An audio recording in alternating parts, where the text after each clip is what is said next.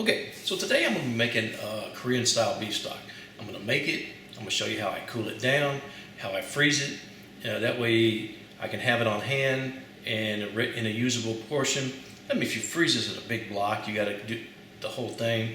And most of us, we don't cook that big anytime. So I'm going to show you how I make the stock so that you can make a quick soup anytime you're ready. But I got a question for you. I'm thinking about doing kind of a little series, like an everyday stir fry, where basically I just go to the market on Saturday or Sunday. I find what's available, I prep it, and then I make a couple of quick recipes. Not necessarily recipes step by step, but more of cooking methods.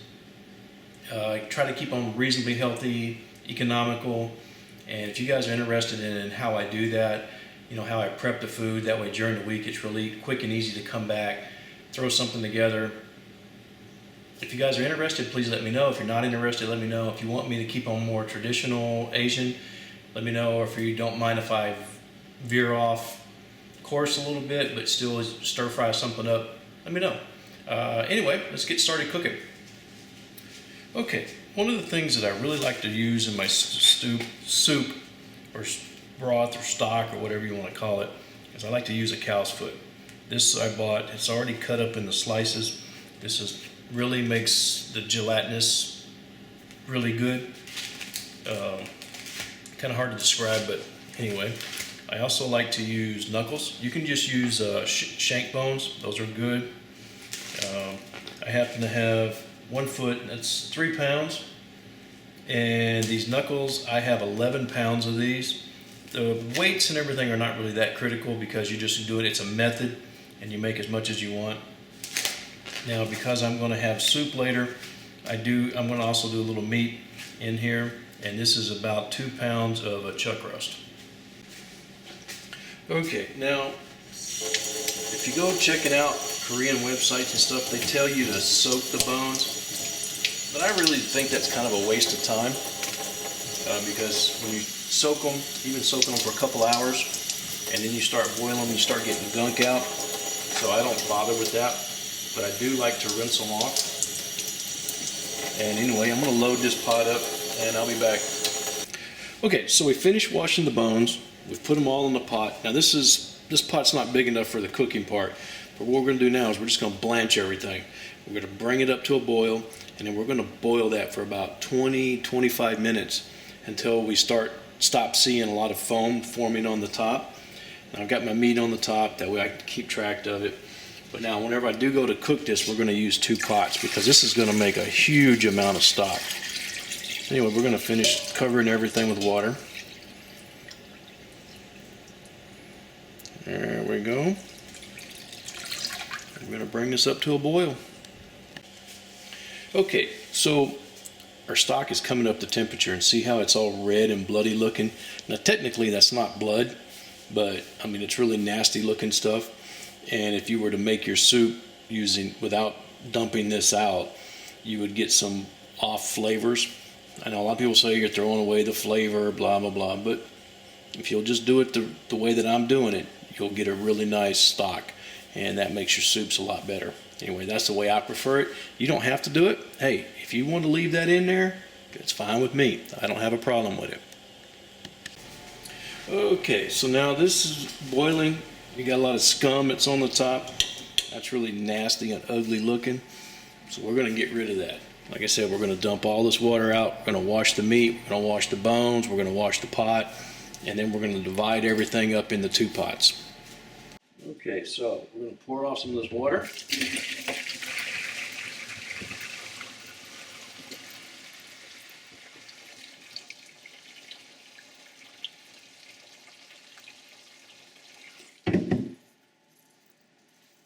Put some cold water in there. Now, let's take our bones. We're going to start washing them. Remember, these bones are hot. You got to kind of rinse them off before you touch them. So we're just going to keep doing this. Okay, so I've got my bones clean, my pot's clean, everything's rinsed off, and I've got my bones and everything divided pretty much equally for the foot part and everything. I've got the big hunk of meat in this one. Each pot I'm going to put in a nice big hunk of ginger. This is all optional, you don't have to do this. I'm going to put a few cloves of garlic.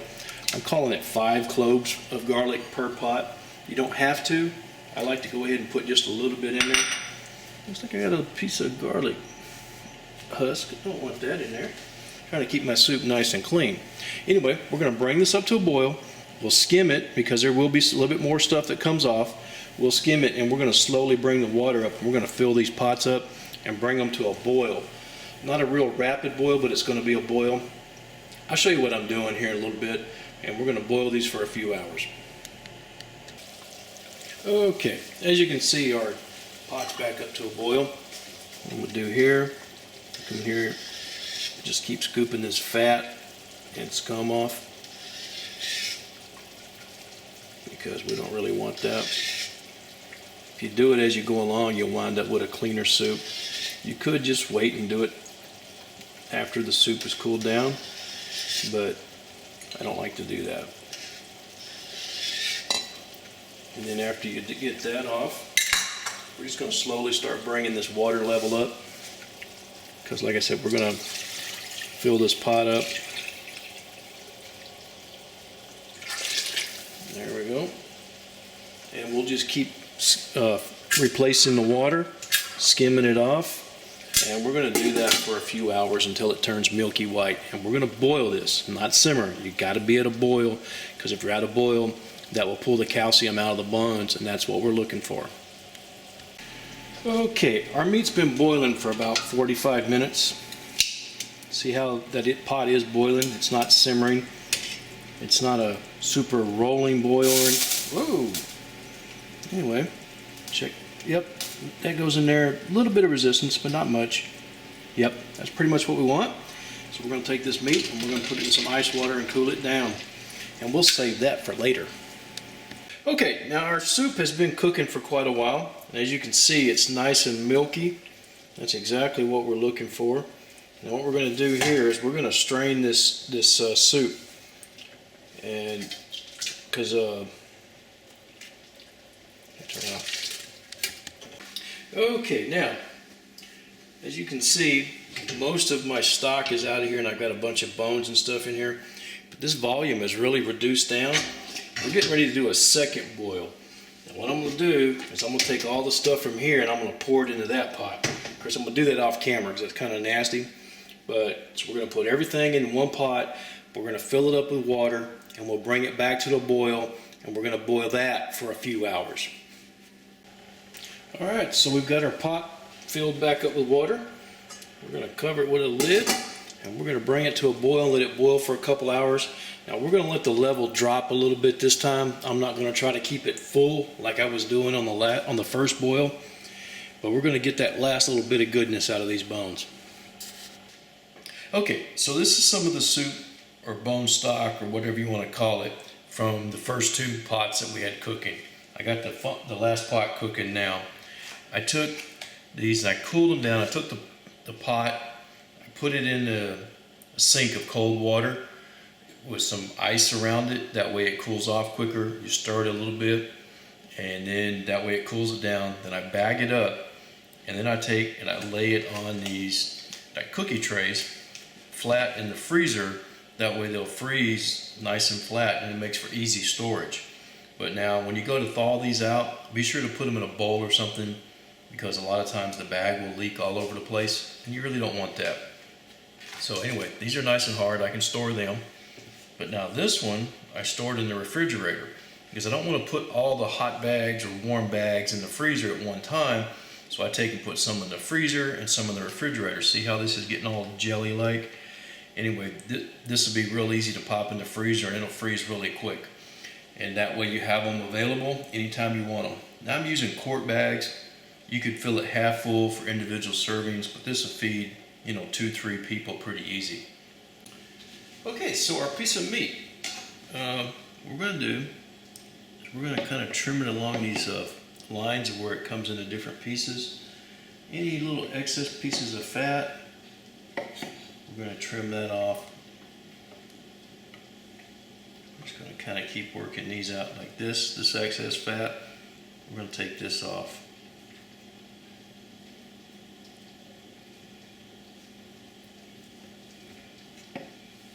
A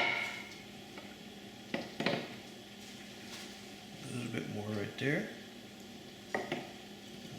All right, what I've got here is I've got a piece of meat that's been trimmed, most of the fat taken off. You don't really want to get all the fat, you just want most of the excess. If you start trimming too much, you'll wind up cutting away all your meat. Now brisket works really good for this. If you can find a nice piece of brisket that's been trimmed, you can use that instead of this chuck roast. Brisket is wonderful this way. And what we're doing, we're just going to, because the grain's running this way, we're going across the grain and we're getting some nice thin slices of meat that we'll put in our soup. Okay, so in the Seolleongtang, or the Korean bone soup, traditionally it can be served without noodles or with noodles, and a couple of the popular styles of noodles are these chopstick noodles.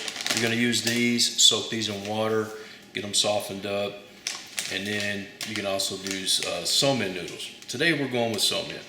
Hey, that's what my wife wanted, that's what we're doing. Anyway, we're back. Okay, so I've got some water coming up to temp for boiling my seolleong noodles. And I want to go ahead and we're getting ready to make some soup stock. Turn this burner off for a second. I'm going to move this to the back burner. That is heavy. And we're going to strain some of our soup stock into this pot. So this is done. You know, about 4 hours. Each batch gets four hours or so. You know, 3.5, 4, 5. It's all good. Kind of depends on the color. See how milky white that is? That's exactly what we're looking for. We're going to go ahead and turn this on.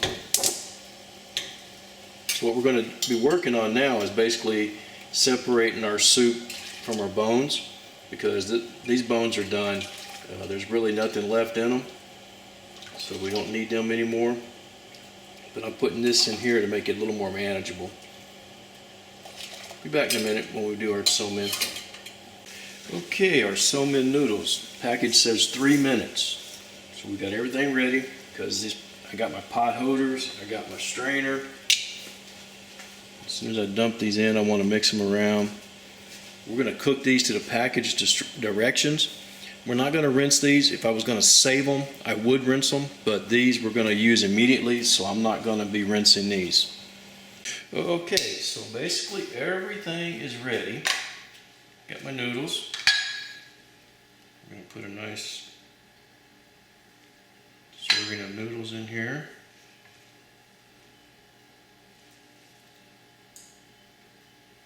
There we go.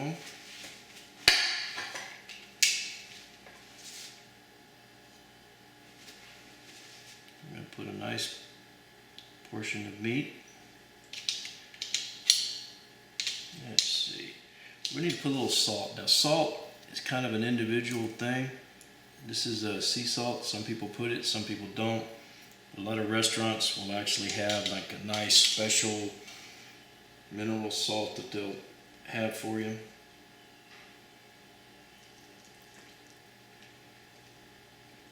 Some places, you know, you can put black pepper if you want, white pepper.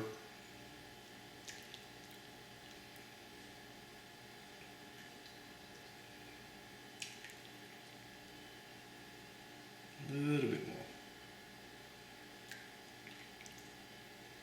There we go. I'm going to take a little bit of green onion. Float that around in there.